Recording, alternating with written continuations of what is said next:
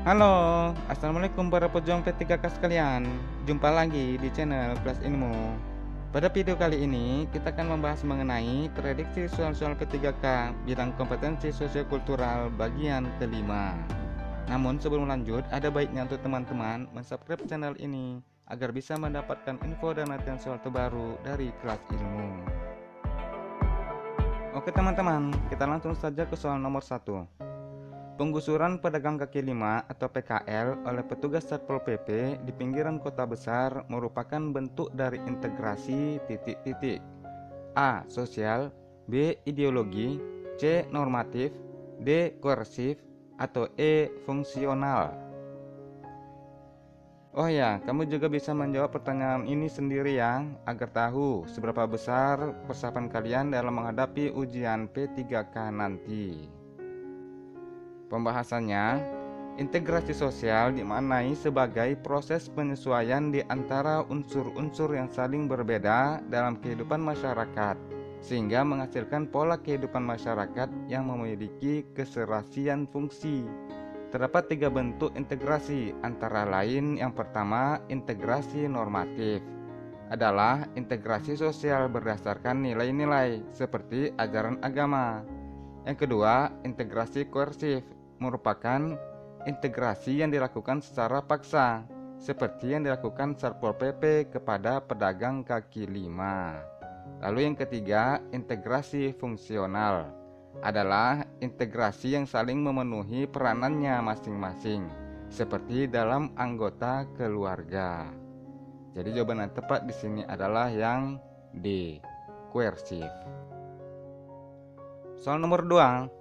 Pandangan yang mengkaji bagaimana pengetahuan manusia dibentuk melalui interaksi sosial merupakan jenis dalam tradisi sosiokultural yang dipengaruhi oleh sudut pandang titik-titik.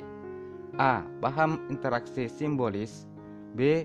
Konstruktivisme sosial, C. Sosiolinguistik, D. Etnometodologi, atau E. Etnografi.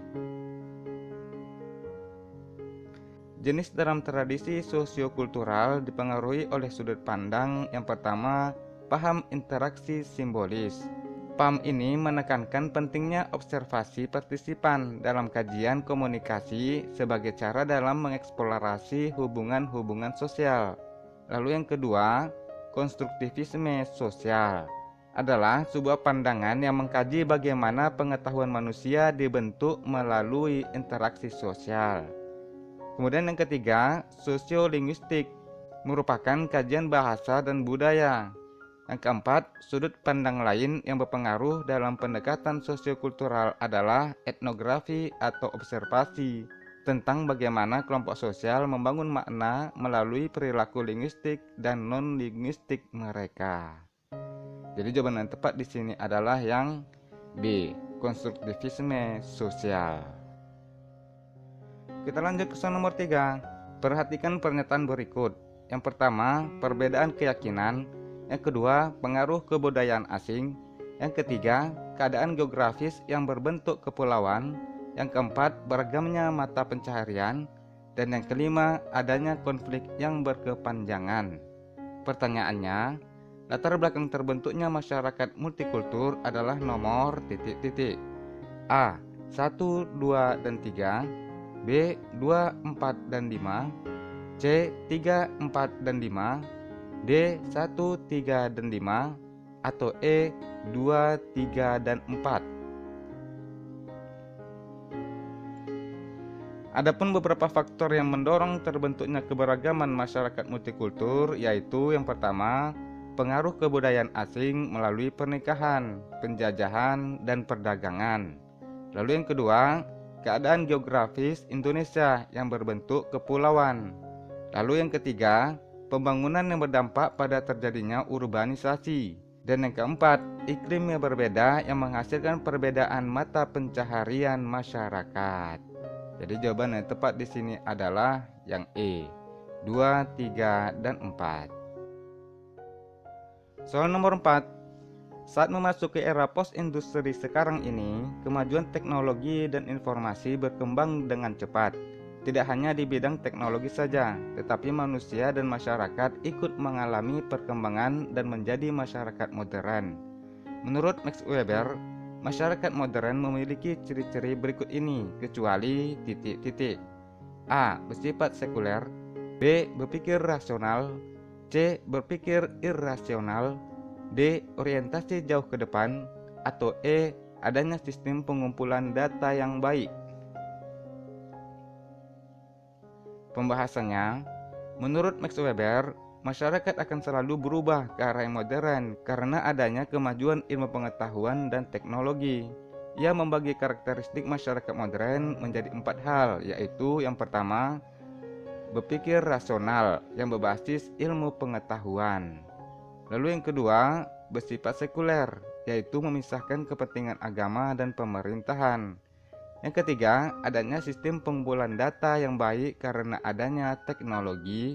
Dan yang keempat, memiliki orientasi jauh ke depan karena masyarakat modern cenderung visioner. Jadi jawaban yang tepat di sini adalah yang C, berpikir irasional. Ini yang kecuali ya. Kita lanjut ya, soal nomor 5. Pemerintah menerapkan 4 kebijakan nasional dalam perencanaan kebahasaan. Kebijakan nasional ini harus memperhatikan aspek-aspek sosiokultural Indonesia sebagai negara dengan multibahasa. Yang bukan 4 kebijakan nasional itu adalah titik-titik. A. Status. B. Pembinaan. C. Pengembangan. D. Perlindungan. Atau E. Penerapan. Pembahasannya, pemerintah menerapkan 4 kebijakan nasional dalam perencanaan kebahasaan. Kebijakan nasional ini harus memperhatikan aspek-aspek sosiokultural Indonesia sebagai negara dengan multibahasa. Keempat kebijakan nasional itu adalah yang pertama, status. Yang kedua, pembinaan. Yang ketiga, pengembangan. Dan yang keempat, perlindungan. Kebijakan nasional tentang perencanaan bahasa akan memperlihatkan usaha pemerintah demi meningkatkan kedudukan dan fungsi bahasa kebangsaan. Jadi yang bukan 4 kebijakan nasional dalam perencanaan kebahasaan itu adalah yang E, penerapan. Gitu ya. Soal nomor 6. Tiara bekerja sebagai bartender pada malam hari. Akibat aktivitas kerjanya pada malam hari, masyarakat menganggap Tiara sebagai wanita nakal. Oleh karena masyarakat telah memberikan predikat wanita nakal, Tiara semakin tidak menghiraukan batas norma sosial. Faktor penyebab perilaku menyimpang yang dilakukan Tiara adalah titik-titik. A. Anomi. B. Labeling. C. Asosiasi diferensial. D. Sosialisasi tidak sempurna. Atau E. Subkebudayaan menyimpang. Pembahasannya, perilaku menyimpang berdasarkan pernyataan pada soal terjadi akibat adanya pemberian julukan atau labeling masyarakat. Labeling dapat mendorong terjadinya perilaku menyimpang karena anggota masyarakat yang mendapatkan labeling merasa kesulitan untuk memulihkan nama baik yang sudah tercemar. Akibatnya, dia terjerumus dalam tindakan menyimpang. Jadi jawaban yang tepat di sini adalah yang B, labeling. Soal nomor 7. Sistem sosial budaya nasional Indonesia merupakan sistem masyarakat bangsa yang menghasilkan, berlandaskan, dan mewadahi titik-titik. A. NKRI. B. Undang-Undang Dasar 1945. C. Pancasila. D. Bahasa Indonesia. Atau E. Semua jawaban benar. Sistem sosial budaya nasional Indonesia merupakan sistem masyarakat bangsa yang menghasilkan, berlandaskan, dan mewadahi yang pertama, Pancasila sebagai dasar negara. Dengan yang kedua, Undang-Undang Dasar 1945 sebagai dasar hukum. Yang ketiga, nama Indonesia sebagai nama bangsa dan negara. Yang keempat, bahasa Indonesia sebagai bahasa nasional yang semuanya menempati dan mengisi. Yang nomor 5, Negara Kesatuan Republik Indonesia atau NKRI. Dalam bingkai yang nomor 6, Garuda Pancasila yang dilengkapi Yang nomor 7, Semboyan Bhinneka Tunggal Ika sebagai karya-karya budaya nasional yang memayungi dan mempersatukan masyarakat bangsa Indonesia. Jadi jawaban yang tepat di sini adalah yang E. Semua jawaban benar. Kita lanjut ke soal nomor 8. Perhatikan peristiwa berikut. Yang pertama, Perang Dunia Kedua. Yang kedua, Revolusi Perancis. Yang ketiga, bencana tsunami di Aceh tahun 2004. Yang keempat, penemuan mesin uap. Dan yang kelima, transmigrasi yang ditetapkan pemerintah. Pertanyaannya, pernyataan yang merupakan faktor penyebab perubahan sosial internal terdapat pada nomor titik-titik. A. 1, 2, dan 3. B. 2, 4, dan 5. C. 3, 4, dan 5. D. 1, 3, dan 5. Atau E. 2, 3, dan 4. Pembahasannya, perubahan dapat disebabkan karena faktor internal, maksudnya dari dalam masyarakat, dan faktor eksternal, maksudnya dari luar masyarakat. Faktor internal penyebab perubahan sosial berupa revolusi atau pemberontakan. Pada soal kita bisa melihat peristiwa revolusi Prancis.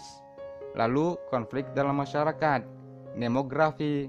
Kalau dalam soal kita bisa melihat peristiwa transmigrasi yang ditetapkan pemerintah. Itu untuk demografi. Lalu yang ketiga, penemuan baru. Pada soal kita bisa melihat adanya peristiwa penemuan mesin uap. Jadi jawaban yang tepat di sini adalah yang B, 2, 4, dan 5. Sedangkan faktor eksternal penyebab perubahan sosial berupa perubahan lingkungan alam atau bencana alam, peperangan, dan pengaruh kebudayaan lain. Gitu ya. Soal nomor 9. Dalam masyarakat terdapat berbagai jenis profesi dan jabatan yang harus dijalankan sebaik-baiknya. Seorang individu yang menduduki jabatan di sebuah perusahaan akan mendapatkan fasilitas lebih baik pada individu yang hanya menjadi karyawan biasa. Individu yang menduduki jabatan dalam sebuah pekerjaan biasanya akan mendapat fasilitas berupa tunjangan, kendaraan, dan fasilitas kesehatan. Hal ini menunjukkan bahwa stratifikasi berfungsi sebagai titik-titik. A. Alat solidaritas mekanik dalam masyarakat. B. Alat mencapai jabatan yang tinggi di perusahaan. C. Sebuah motivasi untuk melakukan perpindahan penduduk. D. Alat distribusi hak-hak istimewa dalam masyarakat. Atau E. Sarana untuk mendapatkan keuntungan yang banyak. Pembahasannya, stratifikasi sosial adalah pelapisan atau tingkatan sosial yang terbentuk di masyarakat akibat adanya sesuatu yang dihargai. Salah satu fungsi stratifikasi adalah sebagai alat distribusi hak-hak istimewa dalam masyarakat. Artinya, sistem tingkatan sosial memiliki keistimewaan tertentu sesuai dengan tugas dan kewajiban yang dimiliki. Berdasarkan pada soal, hak-hak istimewa individu yang menduduki jabatan dalam sebuah pekerjaan biasanya akan mendapat fasilitas berupa tunjangan, kendaraan, dan fasilitas kesehatan. Jadi jawaban yang tepat di sini adalah yang D. Alat distribusi hak-hak istimewa dalam masyarakat. Kita lanjut ke soal nomor 10. Masyarakat berbondong-bondong pindah ke kota-kota besar untuk mencari peluang kerja. Tentu saja, hal ini menyebabkan berbagai masalah sosial pada kota-kota tujuan. Ditambah lagi, jika masyarakat yang pindah ke kota besar belum memiliki keterampilan yang mencukupi. Cara untuk mengatasi permasalahan pendatang di kota besar adalah titik-titik. A. Memberikan pendatang modal usaha dan tempat tinggal. B. Kebanyakan penduduk desa bekerja di sektor pertanian. C. Urbanisasi dihilangkan agar tidak terjadi kepadatan penduduk. D. Menciptakan lapangan kerja dan mempercepat pembangunan di setiap daerah. Atau E. Keberadaan pemukiman kumuh memang menjadi alternatif bagi pendatang yang belum mendapatkan tempat tinggal. Pembahasannya, pertambahan jumlah penduduk pendatang akan terus meningkat seiring bertumbuhnya pembangunan yang ada. Fenomena ini akan semakin tidak terkendali jika pemerintah daerah tidak bijak dalam menyikapinya. Salah satu caranya adalah menciptakan lapangan kerja dan melakukan pembangunan yang merata di setiap daerah. Jadi jawaban yang tepat di sini adalah yang D. Menciptakan lapangan kerja dan mempercepat pembangunan di setiap daerah. Soal berikutnya, nomor 11. Sengketa lahan yang terjadi antara masyarakat setempat dengan Pemprov diselesaikan dengan membawa persoalan tersebut ke peradilan. Bentuk penyelesaian konflik sosial kasus tersebut adalah titik-titik. A. Mediasi, B. Adjudikasi, C. Arbitrasi, D. Konsiliasi, atau E. Kompromi. Pembahasannya, penyelesaian konflik dilakukan untuk meredam ketegangan dan pertikaian kedua belah pihak yang berselisih. Penyelesaian konflik yang dilakukan oleh pihak ketiga biasanya jabatan atau kedudukannya lebih tinggi dibanding kedua pihak yang berkonflik, ya. Untuk memutuskan hal-hal yang berkaitan dengan konflik dari kedua belah pihak dan bersifat mengikat yang disebut arbitrasi. Konflik sengketa lahan yang terjadi antara masyarakat dengan Pemprov dengan membawa persoalan ke peradilan merupakan contoh dari arbitrasi. Peradilan dalam kasus tersebut ditangani oleh lembaga pertanahan yang memiliki wewenang dalam kasus sengketa lahan. Jadi jawaban yang tepat di sini adalah yang C, arbitrasi. Soal terakhir, nomor 12. Adanya perpaduan musik Melayu dengan musik Spanyol yang melahirkan musik keroncong merupakan contoh interaksi sosial budaya dalam bentuk titik-titik. A. Akulturasi, B. Asimilasi, C. Kontravensi, D. Akomodasi, atau E. Kompetisi. Soal ini kita jadikan PR aja ya. Tulis pembahasan dan jawaban kalian di kolom komentar biar sama-sama belajar. Nanti insya Allah aku kasih jawabannya di deskripsi. Oke teman-teman, sekianlah dulu video pembahasan prediksi soal-soal P3K bidang kompetensi sosiokultural pada kali ini. Pendidikan dan pengajaran di dalam Republik Indonesia harus berdasarkan kebudayaan dan kemasyarakatan bangsa Indonesia menuju ke arah kebahagiaan batin serta keselamatan hidup lahir. Akhir kata, terima kasih sudah menyaksikan dan semoga bermanfaat. Nanti insya Allah kita akan berjumpa lagi pada video-video pembahasan lainnya. Assalamualaikum warahmatullahi wabarakatuh dan sampai jumpa. Bye.